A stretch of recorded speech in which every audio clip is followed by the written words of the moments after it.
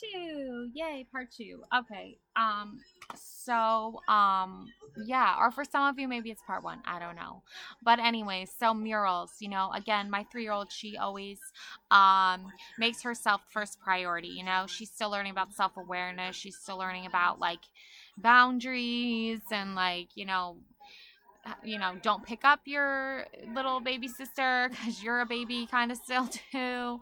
So things like that. So, but you can see that by encouraging someone to be their creative self and to be their authentic self and to speak their truth and be their beautiful soul that they are.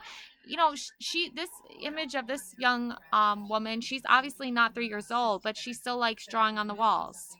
That's freaking awesome. That castle with the flowers, that's beautiful. I love that.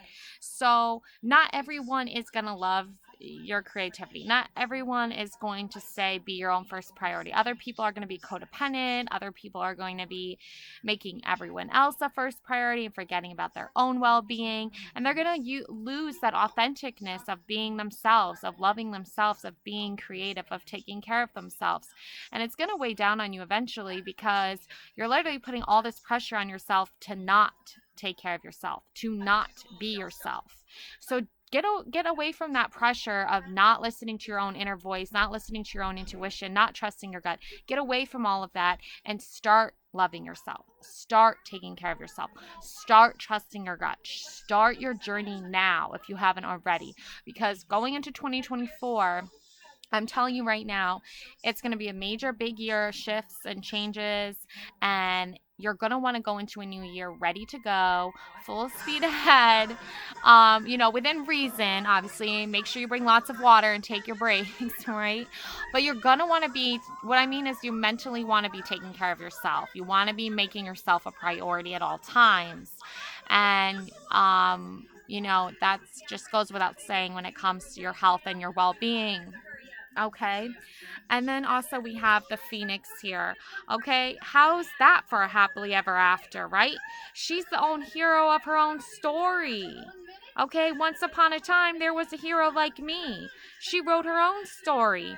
She didn't wait for people to say, oh, yeah, go ahead and do this or go ahead and do that. Oh, you need approval for this. No way. She went ahead and she did it all on her own. She gave herself a crown. She put on her own favorite dress. She created her own magic all around her. She rose from the ashes.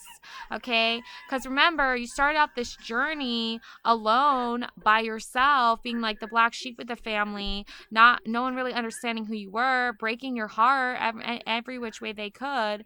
And then you ended up going out on your own, becoming the emperor of your own dreams or the empress of your own dreams. Okay?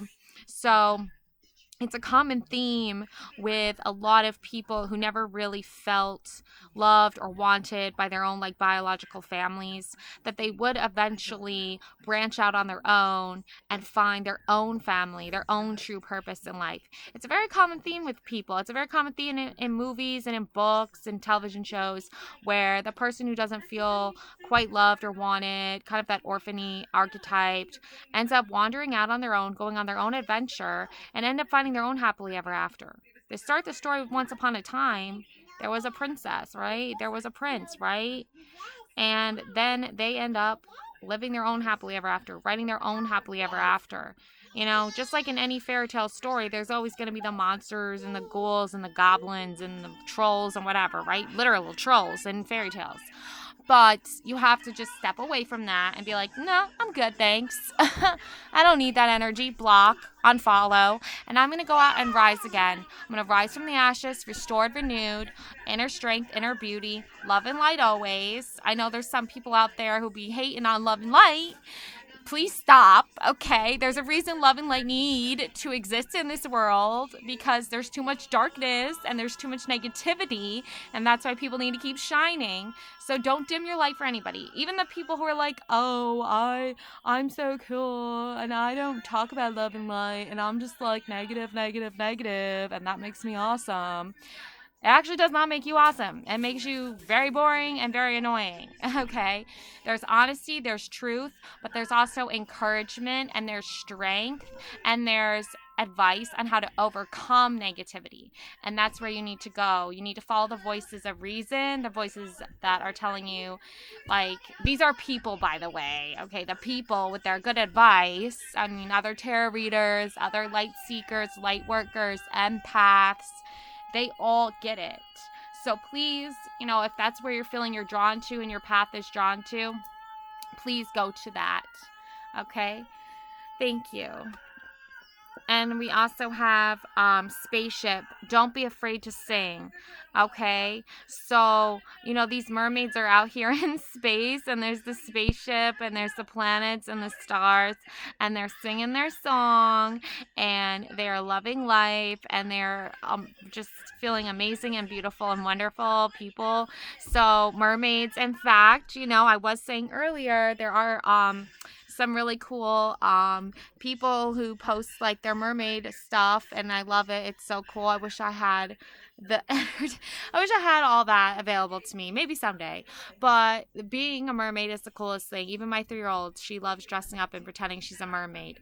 So like, it's a beautiful, magical thing. So, and being out in space, out in the world, think of it as a metaphor. You can dress up as a mermaid, and you can sing your song, and you can feel free and beautiful and light as a feather. If that's what you're meant to do, then do it. Don't hold back. Don't let other people tell you how you have to live your life. Okay, you are on this specific path for a reason.